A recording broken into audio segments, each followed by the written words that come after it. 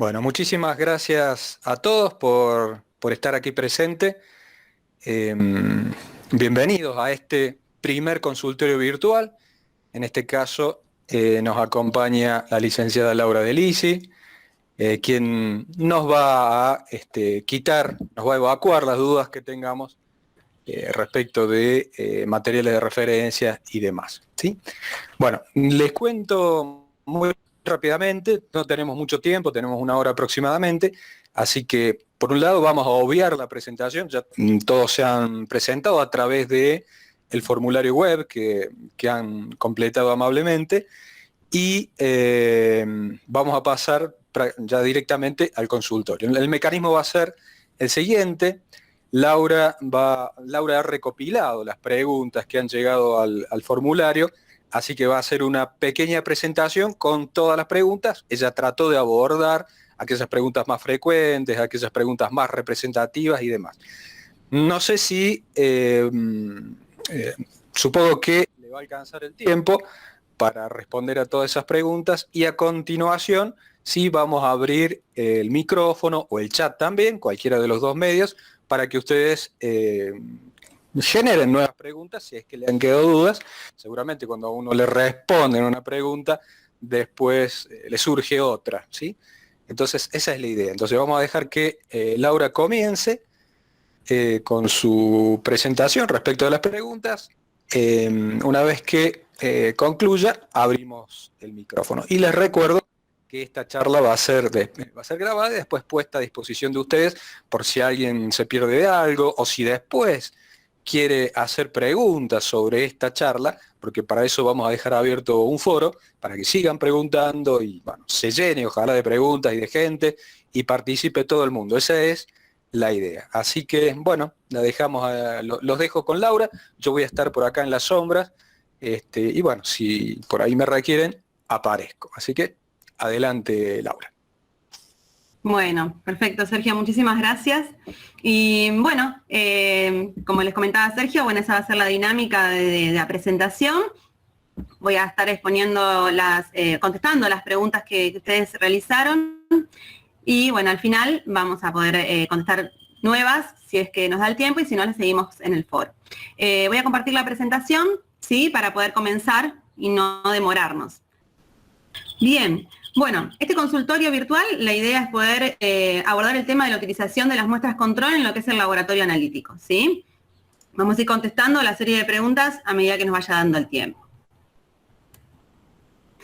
Bueno, la primera pregunta fue qué es una muestra control, ¿sí? Y seguida a eso, la pregunta de si solo con una muestra control se puede garantizar el resultado que se informa.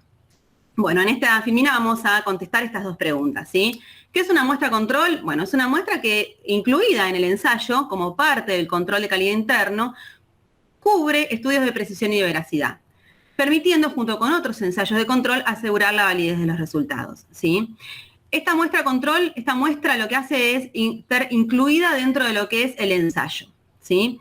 El ensayo o lo que es la comprobación de la funcionalidad del instrumento, ya vamos a ver más adelante. Pero lo que busca es eso, asegurar, junto con otros ensayos, lo que es la validez del resultado. Entonces contestamos a esa pregunta de que si solo alcanza con una muestra control para poder garantizar el resultado. No alcanza con solamente medir una muestra control, ¿sí? Hay otros ensayos que son necesarios para poder asegurar la validez del resultado, que forman parte de lo que es el control de calidad interno, que lo hace la muestra control, como también controles de calidad externo, como lo que nombra acá en los ensayos de aptitud.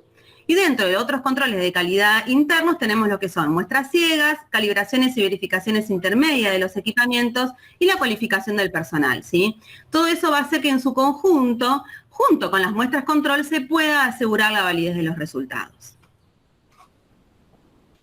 Vamos a pasar estas dos preguntas que tenían que ver con qué tipo de muestras control existen y si deben ser siempre materiales de referencia certificados.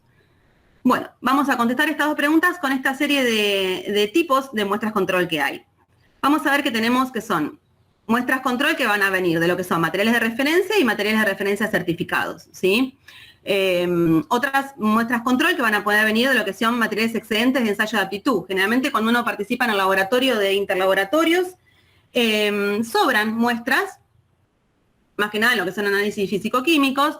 Entonces esas muestras, cuando uno ve que tiene una estabilidad y una homogeneidad, se pueden guardar para poder luego utilizarlas como muestras control, ¿sí? Generalmente los informes que nos traen, que se presentan cuando se participa en un interlaboratorio, tienen mucha información nutritiva para poder ser utilizado luego a la parte estadística en lo que es la muestra control, ¿sí? Si uno utiliza esta muestra control, este tipo de muestras para muestra control, pueden y necesitan en realidad pedirle al proveedor de ese interlaboratorio de que les envíe cómo garantizó él la estabilidad, la homogeneidad de la muestra para poder también ustedes frente luego a una auditoría o frente a lo que es el control de calidad en el laboratorio, una acreditación, tener el sustento y la validez, ¿sí? Otro tipo de muestras control son lo que son las muestras reales, que generalmente son muestras que uno ya analizó en la rutina y que sabemos que tienen una estabilidad, que tienen una homogeneidad que nos permite poder utilizarlas luego en posteriores ensayos, con, digamos, ensayos que tengan relación con esa muestra que ya se midió. Y otras son las muestras reales fortificadas. Esas muestras reales fortificadas son también estas mismas muestras que uno sabe que ya midió, que sabe que tiene una estabilidad, que tiene una homogeneidad, pero que no logran tener la concentración necesaria para poder ser utilizadas para el ensayo que nosotros queremos, ¿sí? Entonces lo que hacemos en el laboratorio es fortificarla, ¿sí? Podemos fortificarla con una solución, preparando una solución, con una droga, o directamente con una droga, o agregando más muestra, haciendo un exceso de muestra como para poder llegar a esa concentración deseada y que pueda ser utilizada como muestra de control en el ensayo que se necesita. Y después lo que son los estándares de sustancias puras, ¿sí? Que generalmente se utilizan para lo que son las comprobaciones funcionales. Pues son sustancias, digamos, que vienen preparadas, por ejemplo, para poder medir, digamos, una concentración ya trazable. Entonces, la respuesta a si deben ser siempre materiales de referencia certificados es no. Podemos, dependiendo de lo que uno necesita controlar o lo que uno busca en ese ensayo, es la muestra de control que uno va a utilizar. Bueno, otras tres preguntas que vamos a contestar con esto que estaba marcado en este triángulo son: ¿qué características tiene una muestra control? Si se usan muestras de rutina, ¿cuáles son las recomendaciones para mantener la estabilidad, la homogeneidad y las propiedades de esa muestra control? ¿Y qué concentración se debe preparar la muestra control? Bueno, las características que tiene que tener una muestra control es que sea homogénea, que sea estable, que tenga una concentración adecuada y que tenga una matriz adecuada. Cuando hablamos de homogeneidad, lo que buscamos es que la muestra tenga como dice la palabra, una homogeneidad en toda su composición para poder ser representativa a lo que uno quiere buscar y controlar, ¿sí? Por ejemplo, si yo voy a medir una muestra control para un producto lácteo, dentro de lo que son las matrices lácteas, generalmente lo más conveniente es utilizar una leche en polvo, porque es muy estable, ¿sí? Con solamente una homogenización, una agitación de la muestra antes de medirla o antes de prepararla, sirve para poder volverla a homogenizar si es que algo se decantó en alguna de la parte de granulometría. Pero, por ejemplo, si uno quisiera utilizar un yogur, bueno, no va a ser estable, ¿sí? Porque se va a degradar. Si uno quisiera, por ejemplo, buscar un yogur con componentes de frutas, no es homogéneo. Entonces, bueno, esas muestras no son las que uno utilizaría en una rutina. Generalmente las muestras en polvo son las más convenientes. También las emulsiones, sí, hay que tener cuidado cuando uno las utiliza para poder lograr una homogeneidad antes de medirlas. La estabilidad nos habla de lo que es la estabilidad de la muestra control en el tiempo, ¿sí? Que esos componentes, esos nutrientes o esas características que uno quiere medir para poder controlar el ensayo se mantengan estables en un tiempo prolongado o prolongado en lo que nosotros necesitamos para poder mantener un gráfico de control o prolongado en el tiempo que nos sirva para poder generar datos y hacer una rutina con esas muestras. Concentración, vamos a tener que buscar una muestra control que tenga una concentración similar a la concentración que nosotros queremos controlar en el ensayo, ¿sí?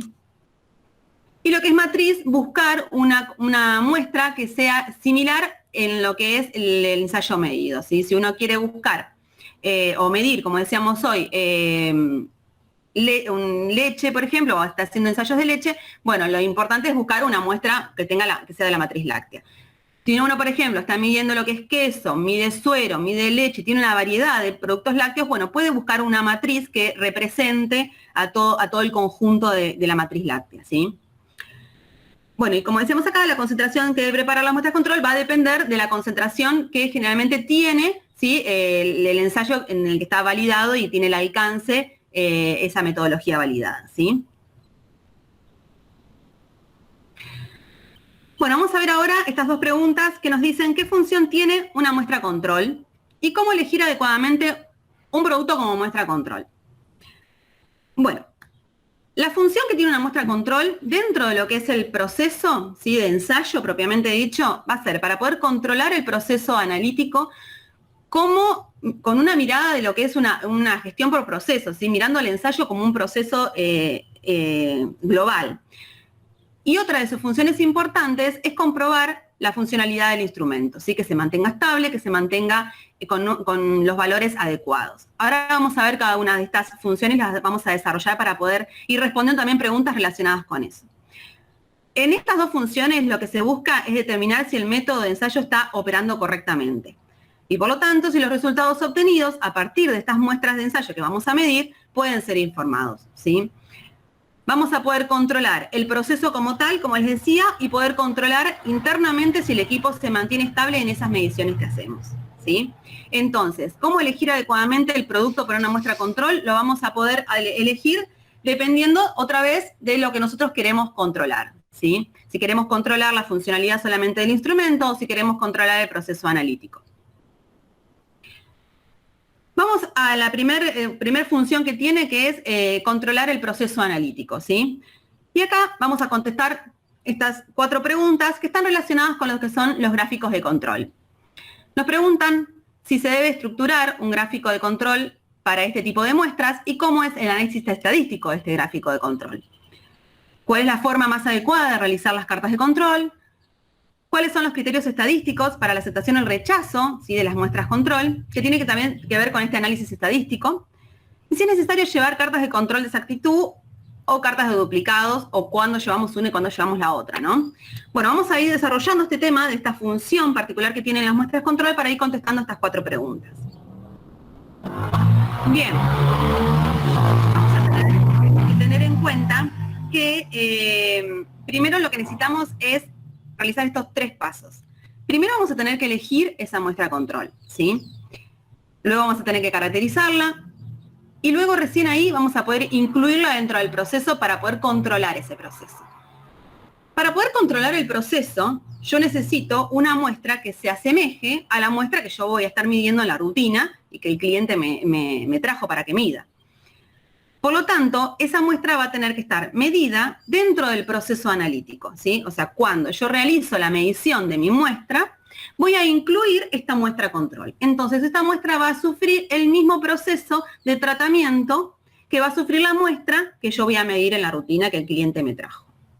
Por eso, lo más conveniente es utilizar muestras reales fortificadas o materiales de referencia certificados en una concentración que sea todas estas opciones en una concentración similar a la muestra que uno va a medir en la rutina.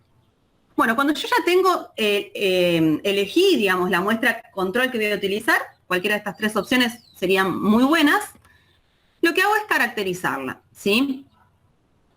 Luego la vamos a incluir en el proceso. ¿Y cómo la vamos a incluir en el proceso? Con lo que son los gráficos de control. Esos gráficos de control a mí me van a poder proporcionar una verificación de la veracidad, utilizando lo que son gráficos de control de tipo media, o voy a poder verificar la veracidad con lo que son gráficos de recuperación.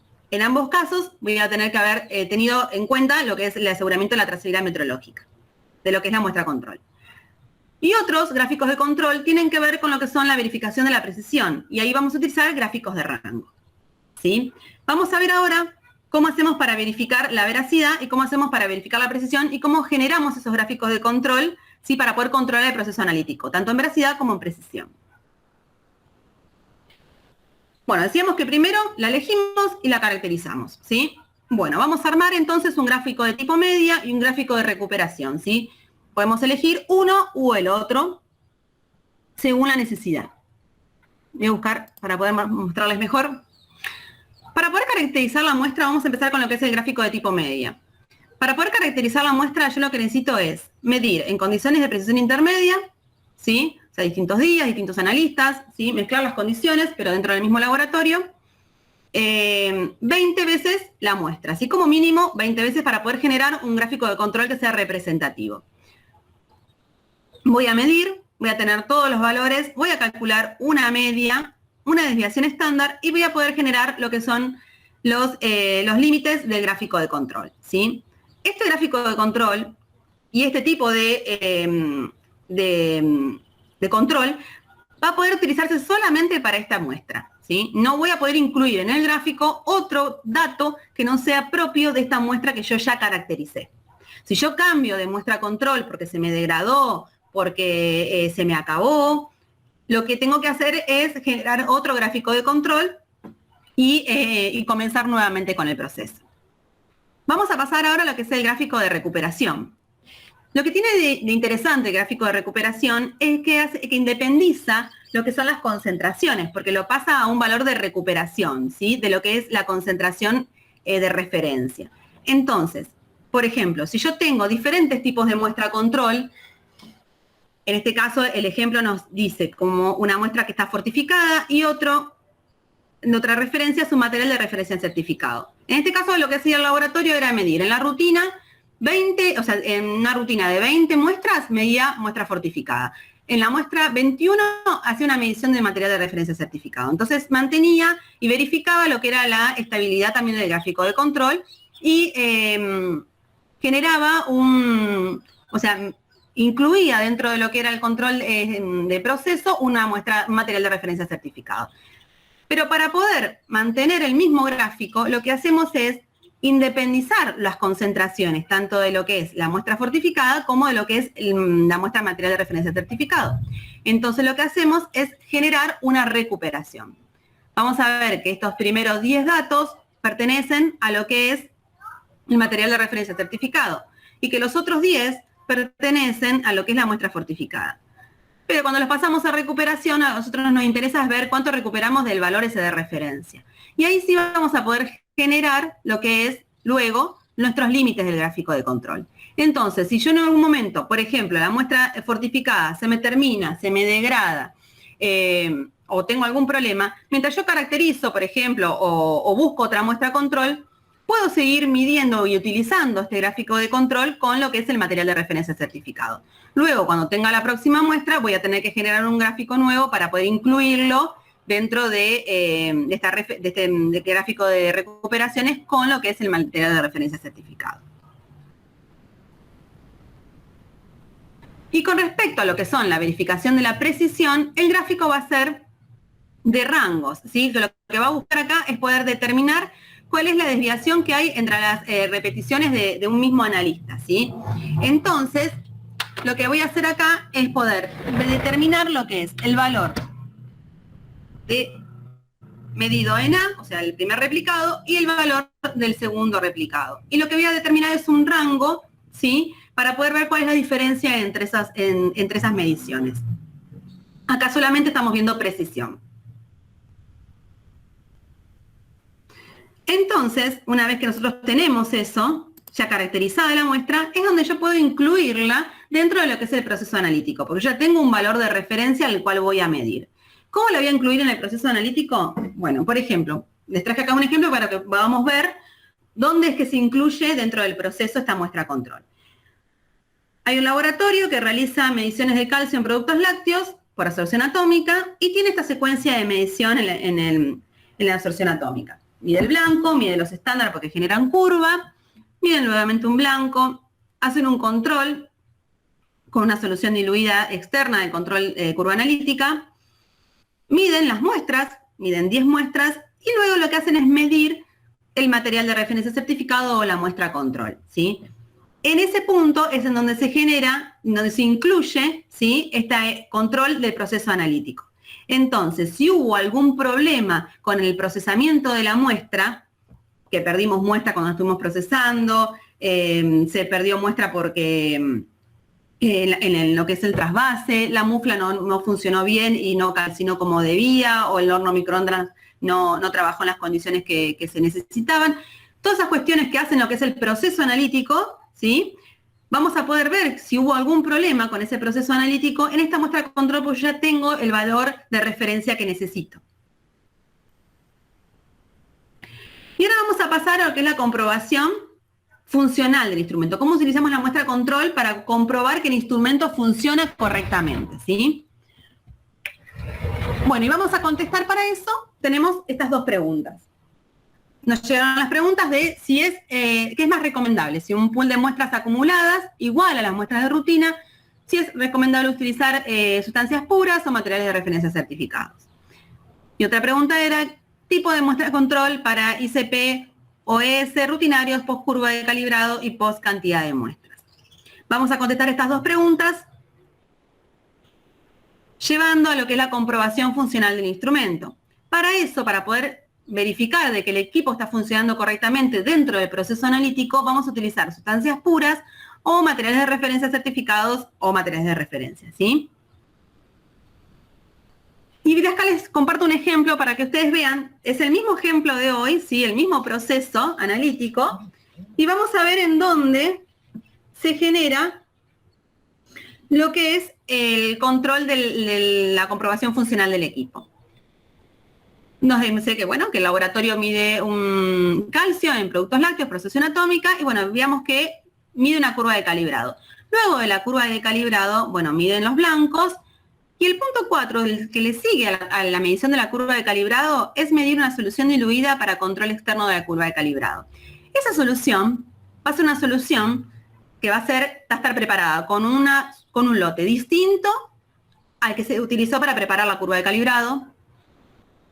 Va a tener una concentración, generalmente se utiliza la concentración del medio de la curva, y lo que va a hacer esta solución es poder determinar si se mantuvo la estabilidad del equipo en la corrida analítica con respecto a la curva de calibrado. Para eso es necesario poder medirlo en dos puntos del proceso. Luego de la medición de la curva analítica, entonces yo me aseguro de que luego de la medición de la curva analítica el equipo se mantuvo estable, entonces yo puedo empezar a medir las muestras, ¿sí? Porque el equipo está estable.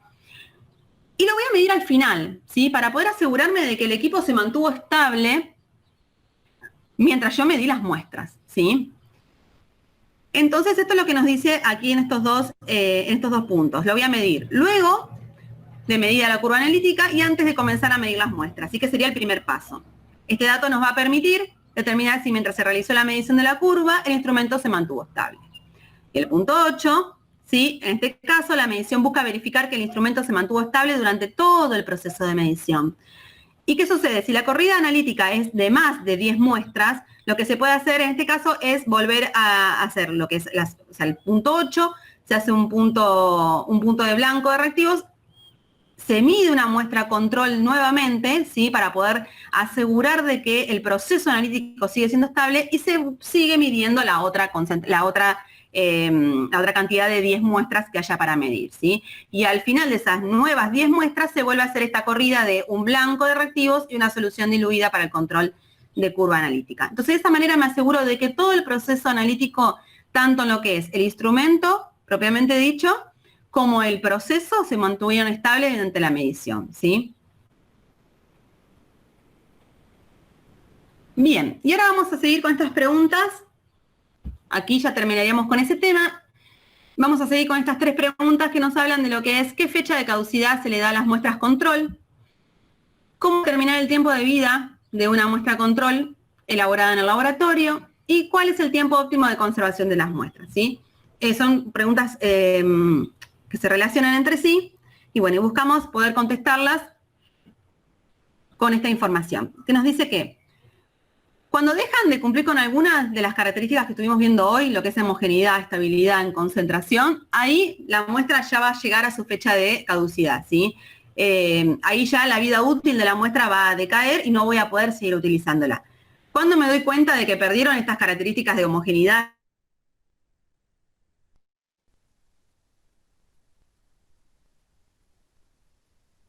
Sí, ahí Laura sigue probando. Bueno, mientras esperamos que vuelva, que retorne, les comentaba, vamos a poner la cámara para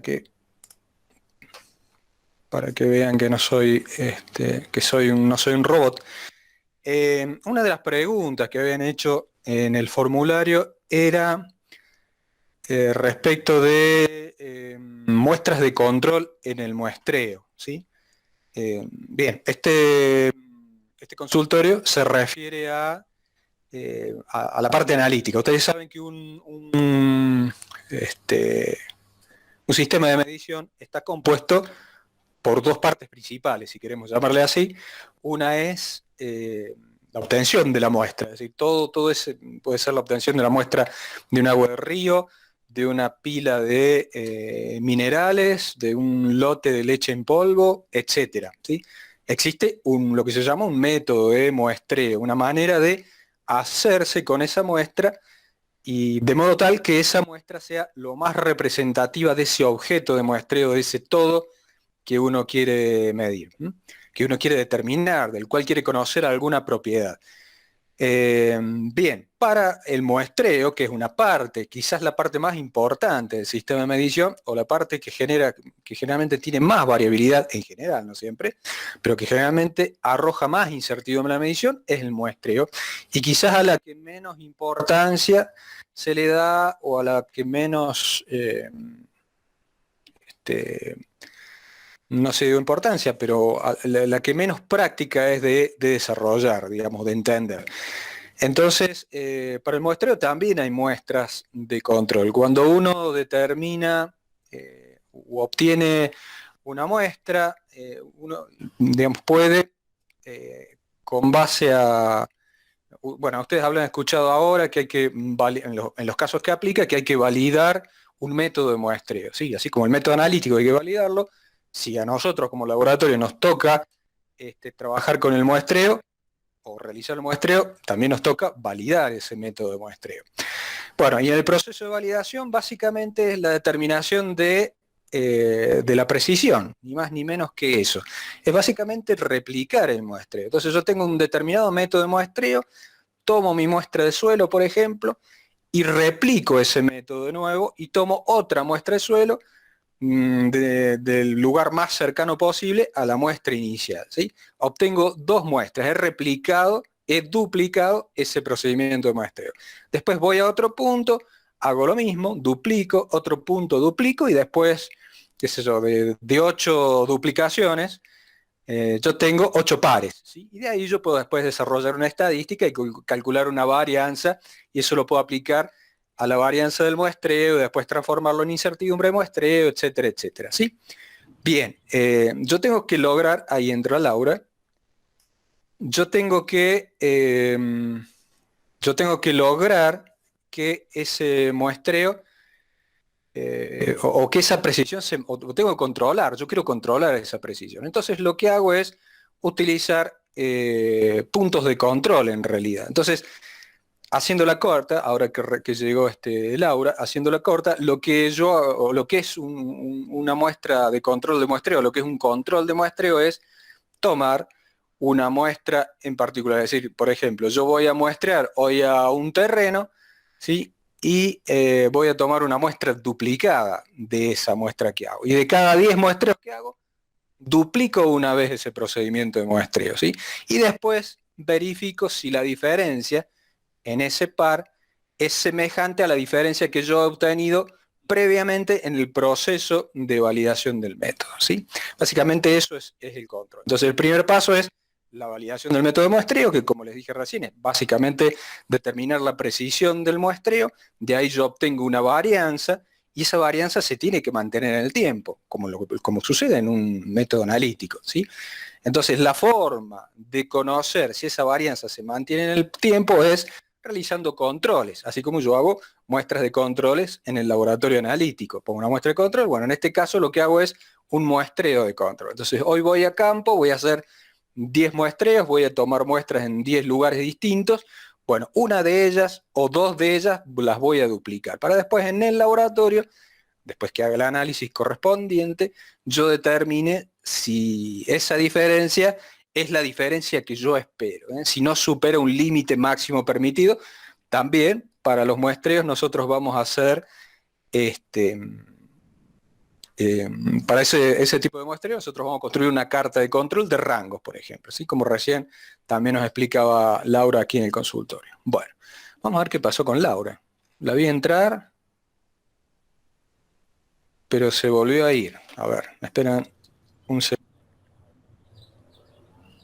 ¿Me escuchan? Ahí estás, Laura, no te veía en el chat. Discúlpame, yo seguí con la mía, pero bueno, ahí... No, está perfecto. ¿Me escuchan bien? Mil disculpas, se me desconectó. Es un diluvio acá y bueno, se cortó la luz y estaba todo complicado, pero nos pudimos reconectar. Bueno, dale Laura, yo estaba haciendo tiempo, viste cómo hacen en la tele. Así que bueno, bueno, les expliqué un poco de la muestra o del punto de control de muestreo que alguien había consultado, no recuerdo ahora, no tengo acá el formulario, así que bueno, seguí donde quedaste. Fantástico. No sé si me pueden recordar en dónde quedé, a dónde dejaron de escuchar, así puedo retomar. Si alguien me puede avisar. A ver si podés subir ahí, compartirnos tu PowerPoint. Sí, ya compartimos. Así me avisan en dónde dejaron de escucharme y retomamos. En el ejemplo del calcio, dice Oswaldo. Bien. Perfecto. Así que por aquí. A ver. ¿Ahí me ven bien? Yo no sé si todavía no veo la presentación. A ver. Sí. ¿Se ve bien? Bien. Bueno, sí, dice que sí. Perfecto. ¿Y me escuchan bien todos entonces? Cualquier cosa, si me vuelven a perder, nos volvemos a reconectar. Bárbaro. Dale. Bueno, cuando hablábamos de lo que era la verificación de la funcionalidad del equipo, volviendo a este ejemplo de hoy, de que se medía el calcio por asociación atómica, bueno, habíamos visto de que para poder verificar lo que era todo el proceso analítico, utilizábamos lo que era la muestra control o el material de referencia certificado, ¿sí? Pero para poder verificar lo que era el funcionamiento del equipo durante ese proceso, vamos a utilizar esa solución diluida de control externo de curva. Esta solución, lo que va a tener la particularidad, es de que va a estar preparada con un lote distinto a lo que es el lote utilizado, la solución con la que se preparó la curva analítica, ¿sí? Entonces, de esa manera, lo que hago es independizar. Si hay errores o hay problemas con esa muestra de control o hay problemas con la curva, va a estar independizado y voy a poder ver esos errores. Otro dato importante de esta solución diluida de control es que va a tener que, recomendable, es de que sea un punto medio de la curva de calibrado, ¿sí? Bien. Lo que voy a tener en cuenta con esta muestra es que me va a servir a mí para poder medir y garantizar de que el equipo se mantiene estable durante el proceso de medición. Por eso me recomiendan de que yo lo mida en dos puntos distintos. Luego, el primer punto sería luego de lo que es hacer la curva de calibrado, entonces verifico con esta solución diluida que tiene la concentración de la media de la curva, de que durante el proceso de medición de la curva de calibrado el equipo se mantuvo estable. Luego voy a hacer lo que es las mediciones de las muestras, ¿sí? Voy a medir mi muestra control, voy a asegurar ese proceso analítico y luego voy a volver a medir esa solución diluida de control. ¿Para qué? Para garantizarme de que el equipo se siguió manteniendo estable mientras yo hice todo el proceso analítico. Por eso es importante medirlo en estas dos condiciones, ¿sí? Antes de comenzar las muestras y luego de terminadas las muestras. Lo que tengo que tener en cuenta es de que si la corrida analítica es de más de 10 muestras, yo voy a tener que hacer un paréntesis, medir lo que es la muestra control, medir la solución diluida, como dice acá hasta el punto 8, luego voy a volver a repetir lo que es las 10 muestras, otra corrida de 10 muestras, y voy a volver a medir un material de referencia certificado, una muestra control y la solución diluida, para poder ir asegurando el proceso, ¿sí? y la concentración, digamos, del analito en todo el proceso analítico, ¿sí? En estas dos corridas que se hicieron. Bien, vamos a continuar con lo que son estas tres preguntas que tienen que ver con la fecha de caducidad que se le da a la muestra control, cómo determinar el tiempo de vida de una muestra control que se elaboró en el laboratorio, cuál es el tiempo óptimo de conservación de las muestras, ¿sí? Bueno, vamos a contestar estas tres preguntas con esta información que compartimos acá. Nos dice que cuando dejan de cumplir con alguna de las condiciones de algunas de las características de homogeneidad, estabilidad y concentración, la muestra llegó a su tiempo de vida útil, ¿sí? Caducó. Ahora, ¿cómo me doy cuenta yo de que la muestra dejó de ser homogénea, dejó de ser estable o perdió su concentración, ¿sí? Porque cuando yo la mida en el proceso analítico, no va a caer dentro de los rangos que yo determiné en el gráfico de control, ¿sí? Entonces voy a tener datos incorrectos y va a haber tendencias en el gráfico de control. Y cuando lo que son muestras que son para comprobaciones funcionales, la fecha de vencimiento es el dato más importante, ¿sí? Porque uno luego de esa fecha de vencimiento debería dejar de utilizar esa solución para poder preparar soluciones de control para el equipo, ¿sí? Bien, otra pregunta nos hablaba de cuál es la forma correcta de almacenar las muestras control. Bueno, si es una muestra comercial, voy a tener que seguir las indicaciones del proveedor, ¿sí? Y si es una muestra real o una muestra que está fortificada, la voy a conservar, la voy a almacenar en las mismas condiciones que almaceno mi muestra luego de ser analizada. Porque de la misma manera que yo voy a guardar mi muestra luego de ser analizada, por si tengo que volver a analizarla por alguna cuestión, esta muestra de control también va a tener que tener esas mismas características para poder medirse y analizarse en las mismas condiciones o las condiciones más similares al del análisis, ¿sí? Por eso vamos a almacenar la muestra control dependiendo sus características, si es comercial o si la preparé en el laboratorio. Bien, vamos acá a estas 4 preguntas que se relacionan y que tienen que ver con lo que nos pregunta la gente que dice, ¿cómo determinar la frecuencia para el uso de las muestras control? ¿Con cuánta periodicidad se debe pasar una muestra control? ¿Cómo escoger la muestra más adecuada sin elevar esos costos del laboratorio? ¿Y cada cuánto se recomienda leer un control de calidad entre las muestras comerciales? ¿Sí? Bueno, todas estas preguntas de frecuencia y de costos, ¿sí? Vamos a contestarlas con estos ítems. Voy a tener que tener en cuenta la complejidad del ensayo. Si es un ensayo que es complejo, ¿sí? Que tiene muchos pasos, que el proceso es engorroso, que tengo que tener mucho control sobre cada uno de los puntos que voy realizando, bueno, voy a tener que hacer una frecuencia mayor para poder controlar todos esos puntos críticos en el proceso. Voy a tener que tener en cuenta la corrida analítica, ¿sí? Como decíamos hoy, ¿se acuerdan que habíamos hablado de que si hay 10 muestras, bueno, voy a hacer un tipo de control, porque hago el control, hago la corrida de las 10 muestras, hago una muestra control y hago la solución para poder controlar que la curva analítica se mantuvo estable. Ahora, si la corrida analítica es más grande, bueno, voy a duplicar ese control, ¿sí? Entonces la frecuencia ahí se duplica. Conocimiento del proceso, sí tengo que tener conocimiento del proceso y decir, bueno, en este punto el proceso es crítico, ¿sí? Entonces me voy a centrar ahí para poder controlarlo, ¿sí? No me interesa tanto que controlar, por ejemplo, el equipo, porque sé que es un equipo estable, porque es nuevo, pero sé que mis muestras son bastante inestables o que, bueno, tengo un equipo dentro del proceso analítico que, bueno, me genera de vez en cuando algún tipo de complicación, entonces me centro más en controlar el proceso como tal, con una muestra control que no controlar el equipo, por ejemplo, ¿sí? Entonces, conocer el proceso analítico es interesante y es importante. Después la disponibilidad económica, ¿sí? Porque tengo que tener en cuenta de que si yo tengo esos recursos para poder comprar un material de referencia,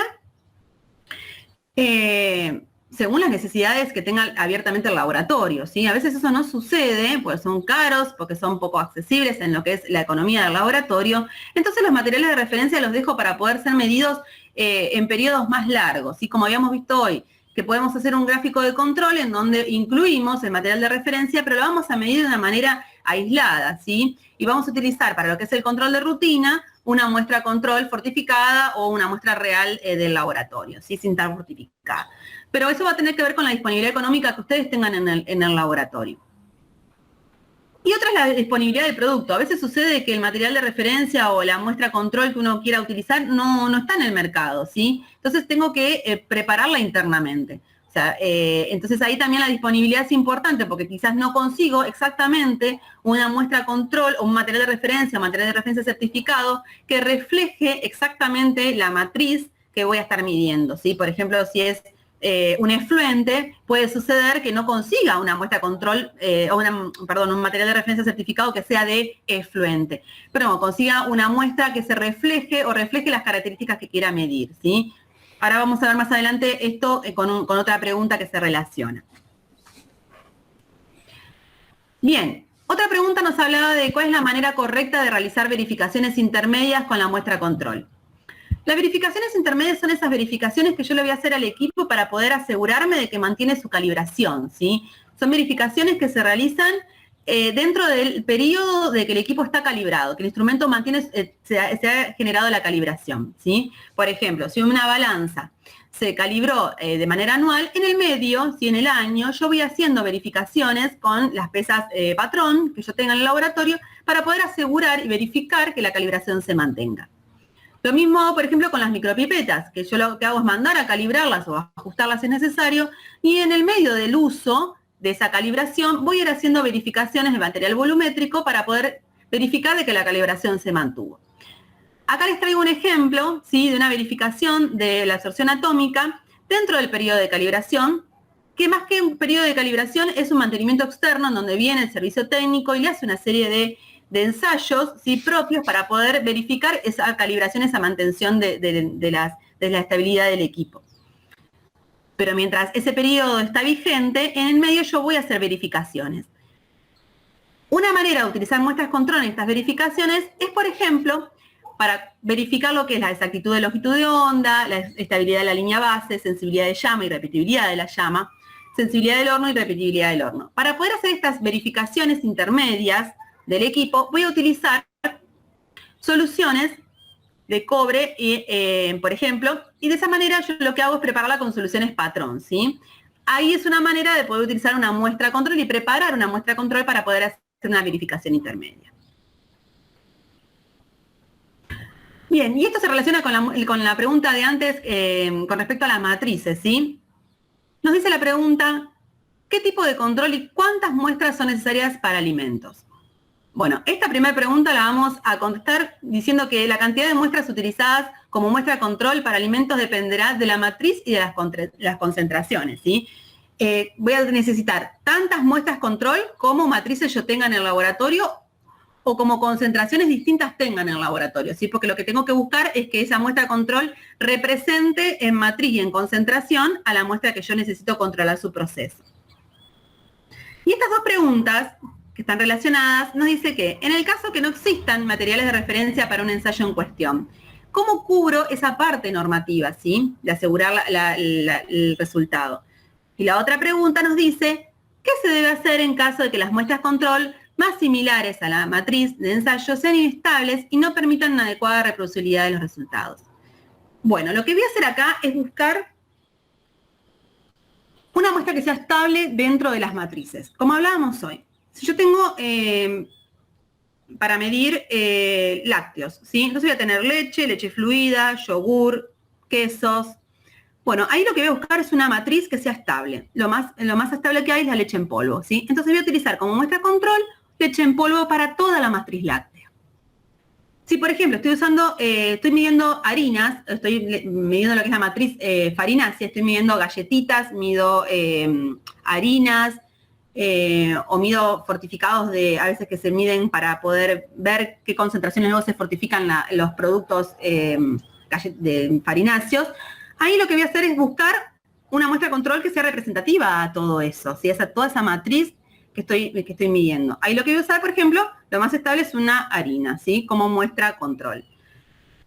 Y por ejemplo, si estoy hablando de lo que es matriz, agua y efluentes, bueno, generalmente lo que son los efluentes no hay tantos materiales de referencia porque no logran ser estables, ¿sí? Entonces, lo que hago es utilizar agua, ¿sí?, para lo que es también la parte de efluentes. Aquí también lo que se puede hacer, más que nada con la parte de efluentes, es una fortificación, ¿sí?, para poder asegurar lo que es la muestra control. Entonces, lo que hago luego es una recuperación de esa fortificación. Para todos estos casos, estos ejemplos, por ejemplo, o los que ustedes tengan en su rutina que no puedan garantizar por una estabilidad de la muestra o porque no exista ese material de referencia o muestra control que puedan generar, lo que hacen es poder fortificar, ¿sí? Esa opción sería una de las más prácticas, o si no buscar, como les presento aquí, una matriz, una muestra que se asemeje y que forme parte de esas matrices, ¿sí? Bueno, otra pregunta nos tendría que ver con lo que era cómo establecer la trazabilidad metrológica en las muestras retenidas para su uso en control de calidad, ¿sí? ¿Cómo aseguro la trazabilidad metrológica en las muestras? Para eso lo que voy a hacer es medir un material de referencia certificado y contrastar su valor de manera estadística, ¿sí? acá les voy a presentar cómo se midió en este caso, qué es lo que se hizo. Bueno, se tenía un material de referencia cuyo valor, ¿sí?, estaba estandarizado, ¿sí?, su valor de referencia era 4.900, ¿sí?, miligramos kilo, y su incertidumbre, que estaba dentro del certificado, era 130 miligramos kilo. Lo que se hizo fue medirse 6 veces el material de referencia certificado, se obtuvo su media y su desviación estándar. Luego lo que se hizo fue compararlos mediante un test T, ¿sí?, y se calculó con respecto a lo que era un T de tabla. Y aquí se ve que es menor, entonces es satisfactorio este ensayo. Vamos aquí, esto es una comparación que la llamamos mediante lo que es proceso analítico. Vamos a verificar el proceso analítico como tal. Entonces yo asegurando con un material de referencia certificado que me cumple la estadística, lo que aseguro es que el proceso analítico es correcto. ¿Por qué? Porque como nos dice aquí, estoy comparando los valores que obtengo con ese proceso analítico estadísticamente con los valores que me figuran en el certificado de material de referencia. Si son comparables, como aquí, que nos dice que es satisfactorio, entonces el proceso analítico es trazable y los resultados van a ser trazables de ese proceso analítico.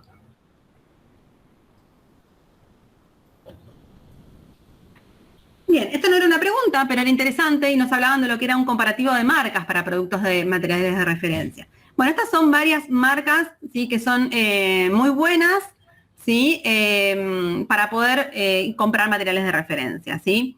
Tenemos muestras comerciales, digamos, por ejemplo, de Muda Kented, de lo que es Marion en Canadá, Sigma Aldrich. Bueno, y después tenemos los institutos Merck y después tenemos institutos metrológicos, ¿sí?, que también generan materiales de referencia certificados, como es el CENAM, el INTI o el NIST. Bueno, otra pregunta nos hablaba de cómo implementar muestras de control como muestra ciega y cuáles serían los criterios de evaluación de esas muestras ciegas, ¿sí? Bueno, una de las opciones que les propuse aquí como respuesta es utilizar muestras ciegas fortificadas a diferentes concentraciones en cada medición del control y utilizar los valores para verificar la precisión y la veracidad. Entonces, de esa manera, lo que voy a hacer es utilizar un gráfico de rango porque lo que voy a estar viendo es la repetibilidad, ¿sí? Si yo genero una muestra ciega y siempre le doy a la persona para que mida la misma concentración, se va a generar una rutina y ella va a saber que esa concentración va a tener que medir. Entonces, lo que hago es variar la concentración, pero para poder generar un control del proceso, lo que voy a estar haciendo ahí, en este caso, es poder utilizar un gráfico de repetibilidad, por eso utilizo un gráfico de rangos, ¿sí? Si quisiera calcular la recuperación, para calcular la recuperación voy a hacer verificar la veracidad con un gráfico de recuperación, pero ahí voy a tener que tener en cuenta poder incluir esa muestra ciega de una manera que la persona no se dé cuenta que es siempre la misma muestra, ¿sí? Porque lo que voy a estar haciendo es una recuperación del valor agregado, ¿sí? Bien. Otra pregunta es, ¿cuáles son las alternativas posibles en el supuesto de que los resultados de las muestras control no se ajusten a la distribución normal? Bueno, la alternativa primera, nos dice acá, es verificar el método, ¿sí?, para conocer si está correctamente validado o verificado y determinar si los datos de la muestra control no caen en una distribución normal por un error sistemático, ¿sí? Y después verificar si realmente la muestra control está bien procesada, ¿sí? Eso sería una de las alternativas para poder verificar por qué no se ajusta a una distribución normal. Después hay que hacer algunos ensayos estadísticos más, pero bueno, en principio habría que empezar por esto. Bien, después dice cómo minimizar los efectos de interferencia por adición discreta de fracción de volumen molar de muestras de referencia en muestras de recuperación. Bueno, una opción sería utilizando adición de patrón, ¿sí? Entonces, de esa manera la interferencia es igual en todas las muestras, entonces luego lo que se hace es calcular y descontarlo del resultado, ¿sí? Bien, aquí hay una pregunta que nos habla de lo que es la repetibilidad, ¿sí? Nos dice, ¿cuál es el método más apropiado para comparar dos resultados analíticos obtenidos por distintos analistas en días diferentes, con distintos equipos, pero bajo un mismo procedimiento analítico, ¿sí? Esto está, nos dice esta persona, bajo lo que es un programa de introducción a las muestras ciegas, en donde se emplean muestras de análisis de rutina con características óptimas de homogeneidad y estabilidad. Bien, Para poder contestar esta pregunta, lo que vamos a hacer en este caso es un ensayo de precisión intermedia en muestras ciegas fortificadas a la misma concentración para ambos analistas, ¿sí? Entonces, de esa manera vamos a calcular lo que es la precisión intermedia. Vamos a buscar acá. Nos dice que tenía condiciones de homogeneidad de la muestra, es estable, es homogénea. Entonces nos dice, vamos a centrarnos en una de estas partes, ¿sí? Porque nos hablaba de distintos analistas en días distintos, distintos equipos, pero bajo el mismo procedimiento analítico. Entonces están en el mismo laboratorio, ¿sí? Entonces vamos a centrarnos solamente en esta parte. Por eso estamos bajo condiciones de precisión intermedia, ¿sí? Estamos comparando los analistas, estamos comparando los equipos, pero lo que es el proceso es el mismo. Y con respecto a esta pregunta, solo tenemos un profesional en planta y los demás son contratistas. ¿Cómo hacemos para la muestra control? Bueno, ahí solamente nos vamos a centrar en esta parte, ¿sí? Solamente esta persona, como al ser una sola persona, la muestra control va siempre a medirla esa misma persona y lo que vamos a poder garantizar ahí con respecto a la muestra control es la repetibilidad, ¿sí? También vamos a poder garantizar la recuperación si es una muestra que lo que queremos verificar es la veracidad, pero al ser solamente una persona, si quisiéramos verificar lo que es, por ejemplo, un gráfico de rango, solamente lo que es repetibilidad, ¿sí? Porque no hay nadie más con quien compararlo.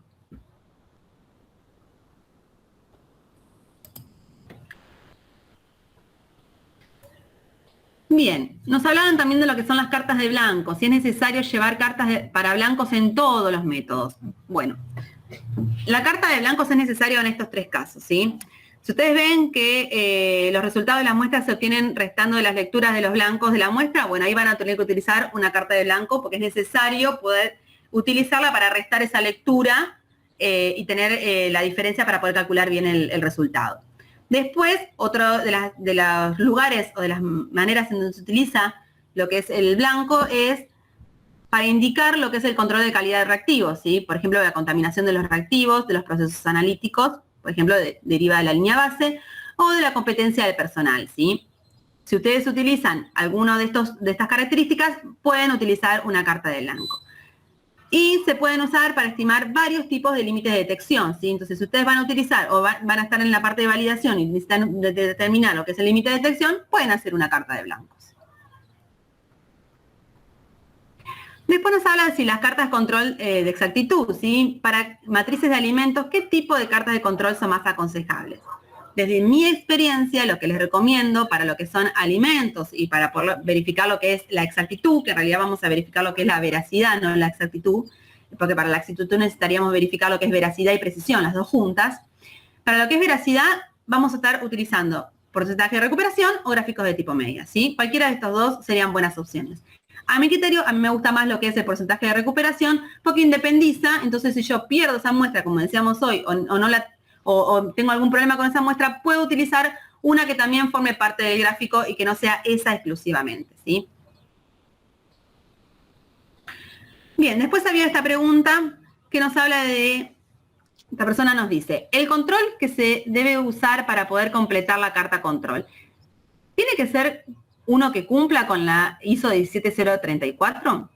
En nuestro caso tenemos acreditado este parámetro y la auditora nos dijo que nos convenía calibrar con Merck, un insumo que sí cumple con la 17034 y verificar con otro, en este caso un HANA, que si bien no cumple con la ISO 17034, anda bien, ¿sí? Esto está bien que yo haga este proceso, que use para lo que es el control 1 y para lo que es la verificación, digamos, del sistema otro. Sí, está bien, está perfecto, ¿sí? Porque lo que hace Merck es asegurarme lo que es el cumplimiento de la ISO 17034, ¿sí? Y lo voy a usar como un material de referencia certificado o un material de referencia. Depende lo que diga el certificado que traiga este reactivo. Y la solución de HANA, ¿sí? Es una solución que si yo lo hago, caracterizarlo como vimos hoy, y genero una carta de control, ¿sí? Tanto de tipo media o de recuperación, voy a poder utilizarla tranquilamente para poder controlar el proceso, ¿sí? Y solamente utilizar este reactivo de Merck para controlar, lo puedo medir junto con lo que es la muestra de control y generar el gráfico de recuperación, entonces puedo incluirlo, o lo puedo utilizar solamente para controlar algunos puntos dentro de lo que es la comprobación funcional del equipo, ¿sí? Como vimos hoy. Otra pregunta nos hablaba de lo que era la periodicidad de la muestra de control en lo que es DBO y DQO.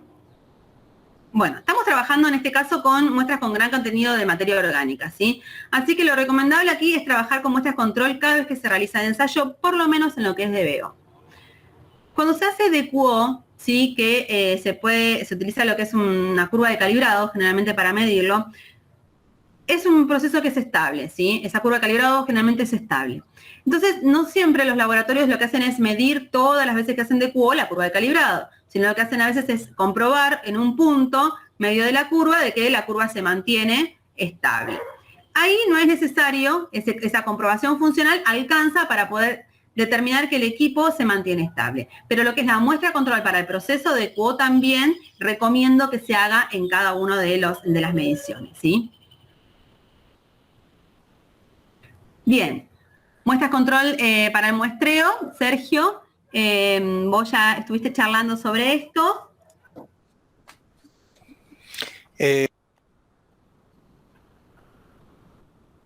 Algo les indiqué. Fantástico. No sé si terminé de redondear la idea, pero básicamente era que una muestra de control, o más que nada yo entiendo que se refiere a un punto de control, porque en realidad uno, o un control de muestreo quiero decir, porque en realidad uno cuando va a realizar un muestreo, toma la muestra en realidad, entonces no se puede pensar en una muestra de control, que es lo que hacemos en el laboratorio analítico, donde sí nosotros simulamos que una muestra es una muestra de valores conocidos o de concentración de analito conocido, es semejante a las muestras de rutina. Eso no ocurre en un método de muestreo. El método de muestreo a nosotros nos sirve para obtener la muestra representativa, ¿sí? En realidad se trata de un punto de control de muestreo. En realidad es duplicar, como les decía recién, ¿sí? Recién les comentaba, para redondear la idea, cuando uno valida un método de muestreo, cuando uno valida un método de muestreo, lo que hace es duplicar, trabajar con duplicado, es determinar en realidad la precisión del muestreo. La precisión, digamos, en condiciones de repetibilidad, precisión intermedia, por ahí se desdibuja un poco las condiciones, pero básicamente repetir el muestreo. Por ejemplo, hoy voy acá, supongamos, hoy voy a pensar en validar el método de muestreo, en obtener información para validar el método de muestreo, y lo que voy a hacer es, plantear el siguiente experimento. Voy a duplicar, voy a ir vamos a suponer que voy a muestrear el suelo, voy a un lugar, muestreo, hago mi procedimiento habitual y repito ese procedimiento habitual, ¿sí? Que no es lo que hago yo en la rutina diaria. Y después hago lo otro, voy a otro lugar donde voy a muestrear y hago lo mismo. Y eso lo repito, por ejemplo, 8 veces. Después, con un diseño, con un análisis de varianza, etcétera, la parte estadística, obtengo lo que sería la varianza del muestreo. A eso después, como les decía recién, lo transformo en incertidumbre, etcétera. Entonces ya me queda a mí la precisión de ese método de muestreo que después la asocio a la incertidumbre, ¿sí? Bueno, el método de muestreo, para mantenerse controlado en el tiempo, para mantenerse bajo control estadístico, siempre tiene que mostrar la misma varianza, estadísticamente hablando, ¿sí? ¿Cómo hago yo para saber que se mantiene la misma varianza a lo largo del tiempo? Bueno, realizando un control de muestreo con una cierta frecuencia, así como en el laboratorio analítico vos pones una muestra de control de valor conocido, simulando, digamos, que tenga en lo posible la misma, lo que vos explicaste, que tenga en lo posible la misma matriz que mis muestras, y entonces sobre esa misma muestra yo duplico el procedimiento analítico. Bueno, acá lo que hago es, con cierta frecuencia, duplicar el proceso de muestreo. Bueno, listo, hoy voy a campo y hago un duplicado del proceso de muestreo. Después, una vez que obtenga los resultados, veo la diferencia que hay y lo contrasto contra mi carta de rangos que yo ya he obtenido antes, por ejemplo, en el proceso de validación del método de muestreo. Eso básicamente es controlar el método de muestreo de la misma forma o de forma similar a cómo yo controlo mi procedimiento analítico. Solo que en el procedimiento analítico yo tengo, como recién explicaba Laura, una carta de medias, una carta de individuales y una carta de rangos. Bueno, en el muestreo no puedo tener una carta de medias porque no tengo, digamos, el objetivo de el objeto de muestreo patrón, por decirlo de algún modo, ¿sí? Lo único que puedo saber es la precisión, puedo saber el rango. Entonces lo único que tengo es una carta de rango, ¿sí? Eso básicamente para cerrar un poco la idea que había empezado cuando se cortó la energía, la internet y todo junto. Fantástico. Bueno, gracias, Sergio. Bien, no sé, vos ya terminaste. Queda Sí. esta preguntita que no sé si está la persona conectada para que nos pueda dar un poco más de información. Si alguien la reconoce como propia, quizás nos pueda dar información para poder contestarla. Si no, bueno, la vamos a subir al foro para poder seguir la línea ahí. Bueno, no aparece el dueño por ahí. De última sí, la subimos al foro o le preguntamos, bueno. le mandamos un correito. Y una cositita más, Sí. creo que me habías comentado, yo sinceramente no leí todo el formulario porque eran muchas preguntas. Y bueno, hay una pregunta que no se refiere a esta temática en particular, porque Laura está hablando de ensayos químicos, básicamente, y alguien hizo una pregunta sobre muestras de control en los ensayos microbiológicos. Bueno, la sistemática es parecida, solo que hay algunas cosas a tener en cuenta, ¿sí? No vamos a encontrar muestras de control en los ensayos microbiológicos que sean suficientemente estables, ¿sí? Por un lado, y no vamos a encontrar muestras de control que sean lo suficientemente exactas, ¿sí? También. Esa es la otra cuestión, ¿no? No es como en química donde uno encuentra, no sé, una muestra de leche en polvo que tenga, no sé, una concentración dada de agua, una determinada humedad con una incertidumbre X, ¿sí? No lo vamos a encontrar, o lo vamos a encontrar con un rango más amplio. Sí, hay muestras o hay materiales de referencia certificados que nos ofrecen, pero que están dentro de lo que son órdenes de magnitud. Nos van a decir, hay una concentración de X microorganismos entre 999 y 9999 unidades formadoras de colonia por tanto, por mililitro, por lo que sea, ¿sí? Entonces, no vamos a encontrar material de referencia con un valor certificado de la exactitud que tenemos en química. Lo que sí se puede hacer en micro es trabajar con rangos, ¿sí? Entonces, hoy me llega una muestra de trabajo que más o menos representa la rutina, a las muestras rutinarias, y lo que hago es hacer un duplicado. Duplico el procedimiento analítico, ¿sí? Y con ello voy construyendo, también como explicaba Laura recién, una carta de rangos, ¿sí? Y así a lo largo del tiempo yo puedo tener varios rangos y sí yo puedo controlar la precisión de mi método analítico microbiológico, ¿sí? Y después, por otro lado, bueno, cuando nosotros trabajamos con cartas de control, en los métodos de ensayos químicos, nosotros siempre estamos asumiendo que hay una distribución normal de los resultados. Eso no ocurre en microbiología. En microbiología, cuando uno trabaja, por ejemplo, con recuentos directos o con números más probables, no tenemos una distribución normal, sino que hay o una distribución binomial negativa o una distribución de Poisson. Entonces uno tiene que recurrir a otras técnicas como son transformar la escala, pasar a logaritmos, bueno, y a otras cuestiones, o de pronto trabajar con una carta de control que tenga otro tipo de distribución, ¿sí? Bueno, les recuerdo que las cartas de rango, o que los rangos no se distribuyen normalmente, así que por ahí podemos trabajar sin mucho problema con eso. También estaría la posibilidad de trabajar con recuperaciones en microbiológicos, pero bueno, tiene también algunas complicaciones que bueno, se nos haría un poco más largo trabajarlo aquí en el curso. Bueno, creo que nada más por ahora. No sé, creo que ya estamos sobre el tiempo. Hay varias preguntas que han quedado. Yo he ido tomando nota. Y bueno, a esas preguntas, que bueno, lamentablemente por una cuestión de tiempo, muchos ya también se tienen que ir, yo las voy a agregar en el foro. Y de nuevo, les vamos a enviar a todo el mundo las instrucciones para acceder a ese foro. Y bueno, ahí van a estar las preguntas. Si por ahí a alguien no le quedó claro alguna respuesta mía o alguna respuesta de Laura y quisiera profundizar un poco más sobre eso, están libres de colocar ahí las respuestas. Insisto, la idea es que no seamos nosotros los únicos. Nosotros tenemos un rango de experiencia, Laura tiene su experiencia, yo tengo la mía, otras personas tendrán la suya, y lo interesante sería que todos participen, ¿sí? Así que esa es la invitación. Habrá gente que hará consultas, habrá gente que responderá. Y bueno, la idea es que se arme ahí un lindo lío, entre comillas, de preguntas, respuestas, discusiones, pues seguramente gente que no estará de acuerdo. Acá hay a veces hay cuestiones controversiales que, como recién por ahí decía, a veces me llueven a mí preguntas de que el auditor me dijo tal cosa.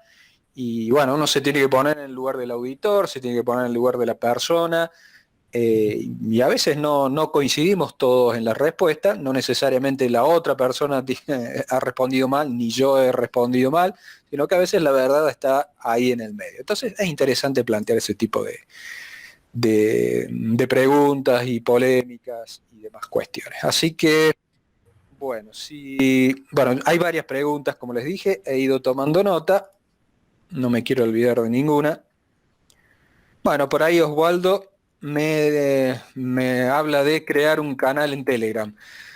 Sí, el tema de los canales, yo también muchas veces he pensado en crear canales en Telegram, canales en WhatsApp, grupos en Facebook, pero la verdad es que la información ahí se desordena demasiado. Si a mí, por ejemplo, me interesa, no sé, justamente preguntar de materiales de referencia, bueno, por ahí es medio dificultoso, uno busca en Telegram y aparecen 270 mensajes y es medio complicado. Entonces yo creo que volviendo a lo que a lo que son los foros, me parece que es una mejor forma de ordenar. Igual está pendiente la posibilidad del canal de Telegram y de WhatsApp, pero la verdad, por esa cuestión del desorden que se genera y que después gente se va, gente que no le gustó tal cosa, etcétera. En un foro uno entra cuando quiere y se va cuando quiere y por ahí no está siendo interferido a veces por mensajes que a algunos le pueden resultar inoportunos, a otros no, etcétera. Sí, eso podría ser interesante. Igual está la posibilidad, no la descarto todavía. Así que, bueno, lo dejamos ahí como algo posible. A mí me gusta mucho Telegram, lo uso en otras cuestiones, en otros grupos, pero bueno, por ahí me resulta en ese sentido, pero lo podemos charlar, no lo descarto totalmente. Bueno, gente, eh, voy a aprender para que vean que estoy acá y no me he dormido. Les agradezco mucho la presencia, la paciencia ahí por el problemita meteorológico que tuvimos y que después afectó el suministro de energía y de internet. Y bueno, lo esperamos en otro consultorio. Vamos a ver, esperemos que Laura tengan tiempo. Yo también me voy a ofrecer. Vamos a ir viendo ahí los temas. De nuevo, insisto en que sería interesante que nos retroalimenten con la información. Y así vamos armando algo lindo. Siempre fue, hace ya montones de años, no sé, como 20 años que estoy en esto, y nunca en mi vida pude formar un foro interesante de químico, por ejemplo. Nosotros somos químicos inicialmente, que sea participativo y que la gente aporte. Vamos a ver si esta vez es la vencida. Así que esa es un poco la idea. Bueno, gente, muchísimas gracias Laura. La verdad estuvo excelente la presentación. Bueno. Muchísima información en poco tiempo, así que por ahí la gente que no está mucho en el tema va a tener que volver a ver la clase. Así que te agradezco mucho, les agradezco a la gente y que tengan excelente fin de semana, a pesar de la probable cuarentena que estén sufriendo por aquellos lados, como nos pasa a nosotros también por aquí. Bueno, aprovecho también para despedirme y darle las gracias a Sergio y a todos ustedes por habernos acompañado. Y bueno, como dice Sergio, o sea, usemos este foro para todos ir comunicándonos y dando nuestras experiencias y nuestras respuestas. Así hacemos todo un canal nutritivo de información, ¿sí? Y no solamente nos quedamos con respuestas de Sergio y mías, ¿sí? Entonces, entre todos aprendemos también. Así que bueno, los invito a participar del foro. A contestar, a animarse a contestar sus respuestas sobre sus experiencias y así ir haciendo este foro una comunicación fluida. Muchas gracias por haberse conectado y bueno, vamos contestando las preguntas que van quedando pendientes en el foro. También, bueno, si ustedes tienen más preguntas, las van contestando ahí. Así que bueno, lean lean el foro y revean el video también. Si tienen alguna duda, pueden seguir contestando por ahí. Gracias, Sergio, y gracias a todos. Bueno, chau, gente. Chau. Chao, hasta luego.